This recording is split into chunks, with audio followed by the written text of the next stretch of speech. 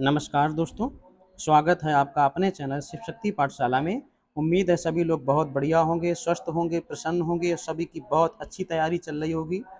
तो आज का सेशन, आज की क्लास एक इम्पोर्टेंट क्लास लेकर आए हैं। आप समझ सकते हैं कि वरदान क्लास साबित होने वाली है।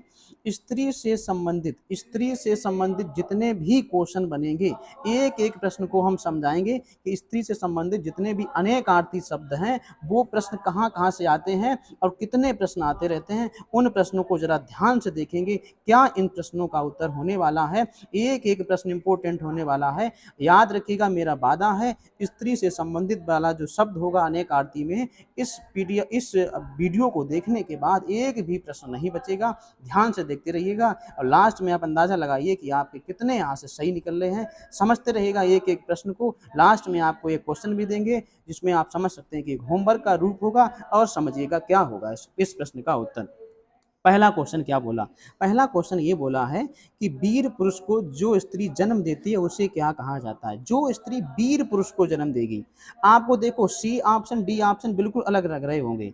अब दो में आपको डाउट होगा, या तो वीर प्रसू करें कि वीर पुत्र करें। आप कहोगे वीर पुत्र कर दो, नहीं, ये जो पुत्र वीर होता है उसे वीर पुत्र कहा जाता है। जन्म देने वाली बात कहाँ पर आ गई है? तो जवाब क्या हो जाएगा इस प्रश्न का? बोले वीर प्रसू हो जाएगा। जो स्त्री वीर पुत्र को जन्म देती है उसे वीर प्रसू कहा जाता है। वीर प्रसू, आपने सुना होगा एक प्रसून होता है जो फूल से बना होता है, वो अलग चीज है। ये क्या है? वीर प्रसू। याद रखिएगा, एक प्रश्न को हम आपको समझाते रहेंगे। क्वेश्चन नंबर 2 क्या है, जरा इसको पढ़िएगा। इस प्रश्न का उत्तर क्या बनने वाला है कि पिता के घर पर रहने वाली युवती। किसी ने बोला है कि जो स्त्री शादी के बाद अपने पिता के घर पे रहती है उसे क्या कहते हैं? जो स्त्री अपने मायके रहती है उसे क्या कहते हैं? तो जरा जल्दी से बताइएगा। कोई कहेगा पितृग्रह। देखिए, ये अनेकार्थी शब्द है, यहाँ पर आंसर कुछ और निकलता है, इस बात को याद रखिएगा। पितृग्रह नहीं होगा, उसे कहा जाता है सुवासनी। क्या कहा जाता है? सुवासनी। राइट आंसर क्या हो जाएगा? बी ऑप्शन करेक्ट हो जाएगा। नेक्स्ट प्रश्न को पढ़ेंगे और इसका जवाब देखेंगे, क्या उत्तर इसका हो जाएगा। क्वेश्चन क्या है, ध्यान से समझिए कि वह पुरुष जिसकी पत्नी साथ में हो, जिसकी पत्नी साथ हो, जिसकी पत्नी साथ में हो। एक बात बताओ, हिंदी व्याकरण में हम लोग साथ के लिए क्या लगाते हैं? सा लगाते हैं। जहाँ पर भी आपको सा मिल जाए समझ लेना भाई साथ तो सही उत्तर हो जाएगा। यहाँ पर सी ऑप्शन में आपको लग रहा होगा, इसे कहते हैं सा पत्नी। क्या कहते हैं? सा पत्नी कहते हैं। नेक्स्ट प्रश्न को पढ़िएगा। क्वेश्चन क्या है कि जिस पुरुष की पत्नी साथ ना हो। देखिए, जिस पुरुष के साथ पत्नी हो सा पत्नी, और साथ ना हो उसके पहले बी लगा दो, उससे पहले खाली बी लगा दो। ऑप्शन पढ़िएगा, सा पत्नीक बी पत्नीक। यहाँ पर क्या है? बी ऑप्शन में दिया गया बी पत्नीक। नेक्स्ट प्रश्न को पढ़ेंगे। क्वेश्चन नंबर नेक्स्ट क्या होने वाला है? किसी के वियोग में जो व्यक्ति दुखी रहता है, किसी के बिछड़न में जो व्यक्ति दुखी रहता है, उस व्यक्ति को क्या कहा जाता है? जो वियोग करता है, जो वियोग करता है, जो दुख करता है, जो दुखी रहता है, उसे क्या कहा जाता है भैया? वियोगी कहा जाता है। क्या कहा जाता है? वियोगी कहा जाता है। अगले प्रश्न को पढ़िएगा, जवाब इस प्रश्न का देखिएगा क्या बनेगा। जो वचन से परे हो। देखिए, यहाँ पर क्या आया है? वचन से परे हो। आपने ध्यान दिया होगा, एक समाज चैप्टर में आता आशातीत। क्या आता है? आशातीत आता है। आशातीत का मतलब क्या होता है? जो आशा से परे हो। अब एक बात बताओ, जो वचन से परे हो, अब तीत लगा दो। तीत किसमें लगा हुआ है? वचनातीत। क्या हो जाएगा यहाँ पर? बी ऑप्शन करेक्ट हो जाएगा। बताओ, कोई दिक्कत, कोई परेशानी बिल्कुल नहीं है। समझ रहे ना एक एक प्रश्न को। जिस स्त्री के पुत्र और पति दोनों जीवित हो, जिस स्त्री के दोनों जीवित हो, अर्थात पति भी जीवित हो और पुत्र भी जीवित हो, उनको क्या कहा जाएगा? देखिए, यहाँ पर आपको दो प्रश्न मिलेंगे, मालूम किस हिसाब से? एक में वो ये कहेगा कि जिसमें पति पुत्र दोनों जीवित हो, और एक में वो ये कहेगा कि कोई जीवित ना हो। बोले तब हम उत्तर कौन सा देखें? देखिए, जिसमें दोनों के दोनों जीवित हो उसे मालूम क्या कहा जाता है? उसे कहा जाता है पुरंधी। क्या कहा जाता है? पुरंधरी कहा जाता है। राइट आंसर क्या हो जाएगा? B option. और जिसमें जीवित नहीं होते हैं हम उनको भी समझाएंगे, जरा धैर्य बनाए रखिएगा, आपको एक एक प्रश्न मिलेगा। प्रिय वचन बोलने वाली स्त्री को, यहाँ से दो प्रकार के प्रश्न बनते हैं, मालूम कि क्या क्या बनते हैं? एक में वो ये बोलेगा कि प्रिय वचन बोलने वाली स्त्री क्या कहलाएगी, और एक में ये कहलाएगा कि जो मृदु वचन बोले, मधुर वचन बोले। देखो, इनमें उल्टा प्रश्न चलेगा। जो प्रिय वचन बोलती है उसे कहा जाता है मृदु बांसुरी। क्या कहा जाता है? मृदु बांसुरी।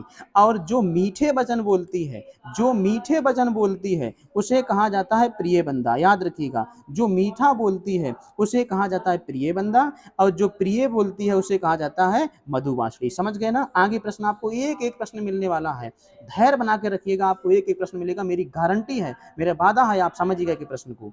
वह पुरुष जिसकी पत्नी जीवित हो, वह पुरुष जिसकी पत्नी जीवित हो। एक बात बताओ, जिस पुरुष की पत्नी होती है जीवित, जिंदा होती है, उसे क्या कहा जाता है? सधुर, अधुर या अबीरा या परित्यक्ता, उसे क्या कहा जाता है? जिसकी पत्नी साथ में अर्थात जीवित हो, जिसका जीवित होगा उसे क्या कहा जाएगा? सधुर कहा जाएगा। क्या कहा जाएगा? सधुर कहा जाएगा। नेक्स्ट प्रश्न को पढ़िएगा, क्वेश्चन नेक्स्ट क्या है जरा ध्यान से देख लो। वह पुरुष जिसकी पत्नी मर गई, एक बात बताओ, जिसकी पत्नी मर जाती उसे क्या कहा जाता है? क्या उसे सधुर कहा जाता है? हमने क्या बोला है कि हिंदी में याद अनेक आरती शब्दों में बिना के लिए किसका लगाया जाएगा? बी का। जैसे सापत्नीक था, बी पत्नीक, तो यहाँ पर सदुर था, इसका क्या हो जाएगा भैया? राइट आंसर हो जाएगा डी ऑप्शन करेक्ट हो जाएगा कि विदुर हो जाएगा। अगले प्रश्न को पढ़ते हैं, क्वेश्चन नंबर नेक्स्ट क्या है जरा ध्यान से पढ़िए। अपने पति से प्रेम करने वाली नायक या पत्नी या नायक या पत्नी की पत्नी, तो ये बताइए जो भी पत्नी है अपने पति से प्रेम करती है, अपने नायक से प्रेम करती है, उस पत्नी को क्या कहा जाता है? आपको लग रहा होगा स्वकीया बता दें या परकिया बता दें या सभी पति, देखिए नहीं, यहाँ पर आपको ये भी गलत है, ये भी गलत है। परकिया जो स्त्री, परकिया का मतलब होता है जो स्त्री दूसरे से प्रेम करती है, और जो अपने पति से प्रेम करती है उसे कहा जाता है स्वकीया। अब आपकी नज़र में कौन कौन स्वकीया है ध्यान रखिएगा, ठीक है। नेक्स्ट प्रश्न को पढ़ते हैं, क्वेश्चन क्या होने वाला है?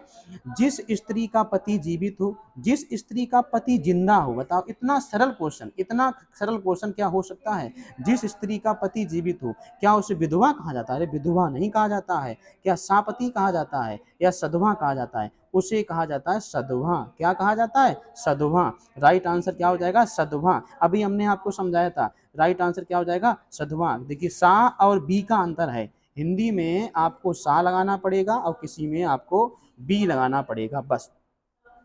वह स्त्री जिसका पति मर गया हो, अब बताओ जिसका पति मर गया उसे क्या कहते हैं? विधवा कहते हैं। क्या कहते हैं? विधवा कहते हैं। अगले प्रश्न को बढ़ते हैं, देखते हैं क्या है। पति को छोड़कर दूसरे से प्यार करने वाली स्त्री, अरे वाह, बताओ जो स्त्री अपने पति को छोड़ देगी, बताओ दूसरे से जो प्यार करेगी, दूसरे से जो प्रेम करेगी, उसे क्या कहा जाएगा? जो अपने पति से करती है उसे स्वकीया हमने पढ़ाया था।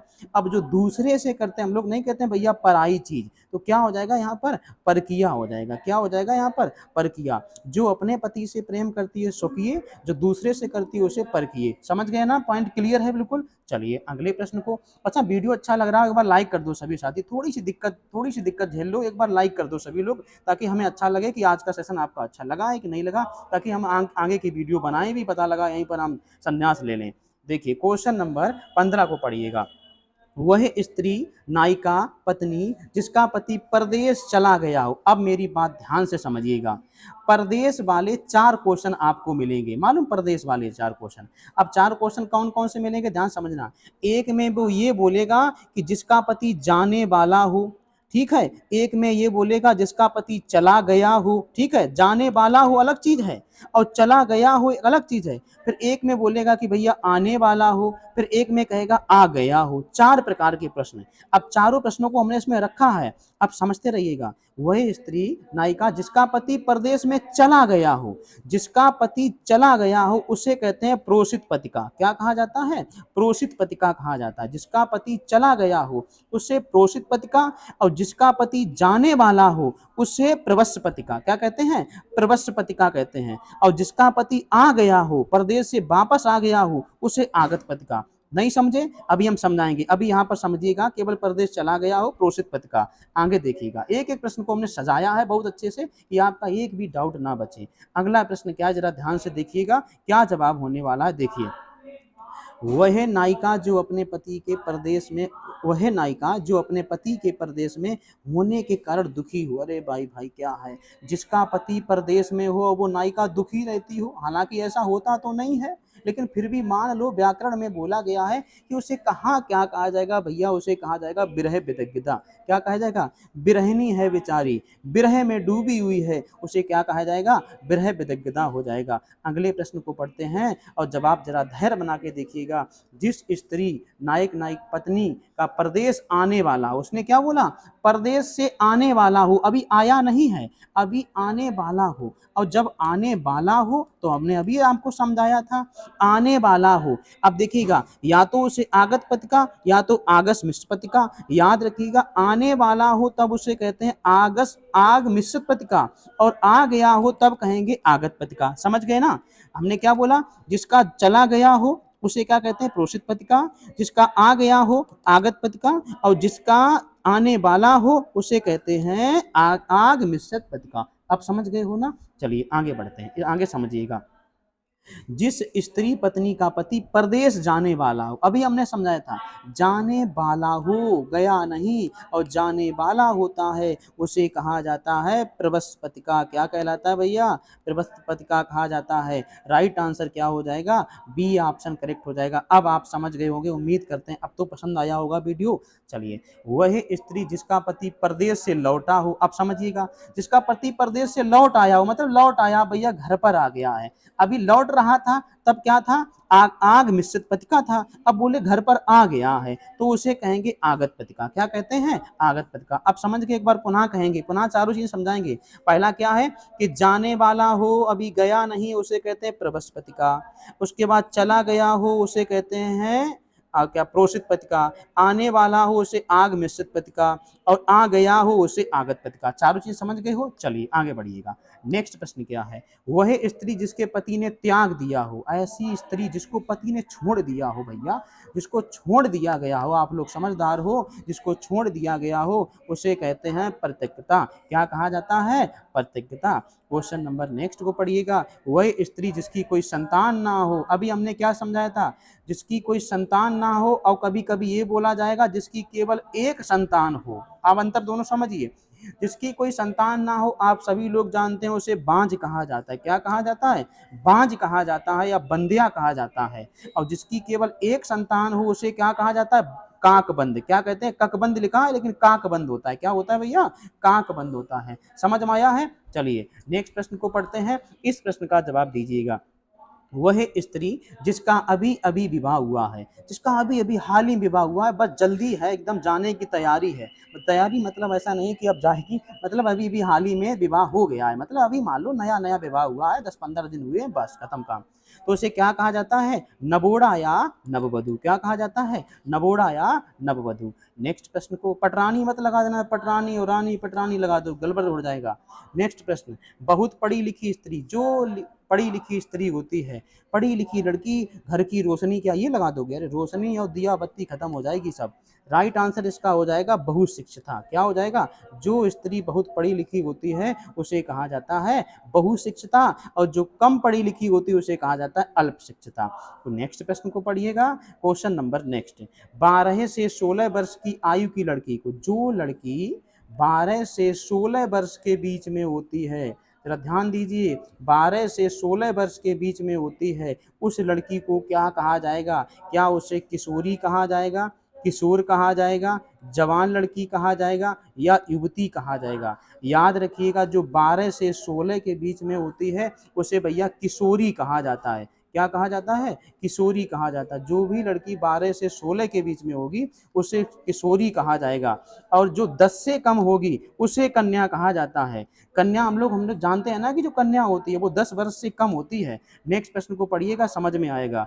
नई ब्याही बहू, जो अभी अभी ब्याही बहू है, क्या उसे नवीवधु कहा जाता, नहीं, उसे कहा जाता है नववधु। क्या कहा जाता है, नववधु कहा जाएगा। नेक्स्ट प्रश्न को पढ़ते हैं, 1 से 10 वर्ष, अभी हमने क्या बोला था, एक बोला था 12 से 16 किशोरी, और उसके बाद 1 से 10 वर्ष, 1 से 10 वर्ष के में क्या कहा जाएगा, जो 1 से 10 वर्ष होती है उसे कन्या कहा जाता है।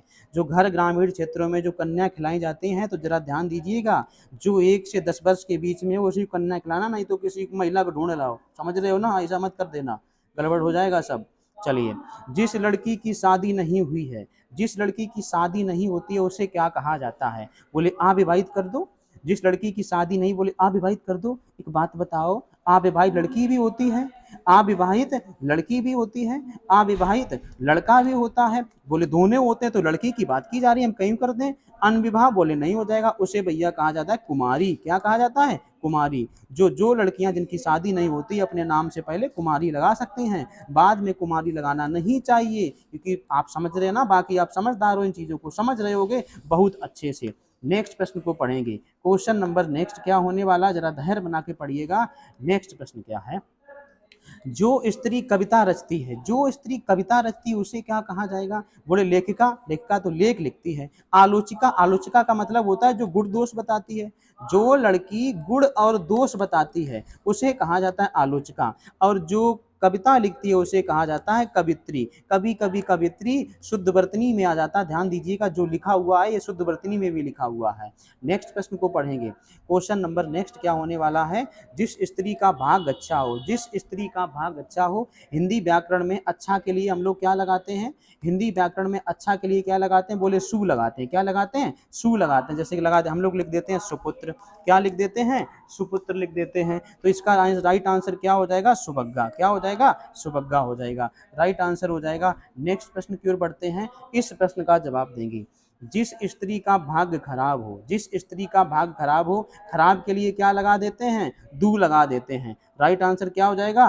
दुर्भग्गा हो जाएगा। नेक्स्ट प्रश्न को पढ़ते हैं। जिस स्त्री के एक ही संतान हो, जिस स्त्री के एक ही संतान हो उसे क्या कहा जाता है? एक संतान। अब समझिएगा, अभी हमने बोला था कि कोई भी संतान ना हो उसे क्या कहा जाता है? बांझ कहा जाता है। यहाँ पर बोला गया खाली एक संतान हो उसे कहा जाता है काकबंदा। क्या कहा जाता है? काकबंदिया कहा जाता है। अगले प्रश्न को पढ़ते हैं। जिस व्यक्ति में संसार के प्रति मोह ना रहा हो, ऐसा व्यक्ति जो संसार से मोह ही खत्म कर दिया, भैया सब मोह माया है, बोले सब खत्म कर दो, बोले उसे क्या कहा जाएगा? हमें लग रहा होगा आपको सन्यासी लग रहा होगा, लेकिन सन्यासी नहीं है, उसे कहा जाता है बीतरागी। क्या कहा जाता है? बीतरागी कहा जाता है। वानप्रस्थ का मतलब होता है वन को प्रस्थ। क्या होता है? वन को प्रस्थ।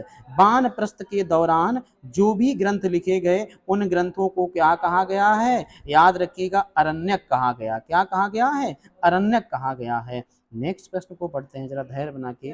वह कन्या जिसके विवाह का वचन दिया गया हो, ऐसी लड़की जिसके विवाह का वचन दे दिया गया हो कि शादी होगी तो बस तुम ही साथ होगी, नहीं तो होगी नहीं, तो बताओ अब उसे क्या कहा जाएगा? बागदत्ता, बचन पुत्री। आपको लगा होगा बचन पुत्री, बता दो। अरे ऐसे कैसे? राजकुमारी नहीं, विवाहित कन्या नहीं, उसे कहा जाता है बागदत्ता।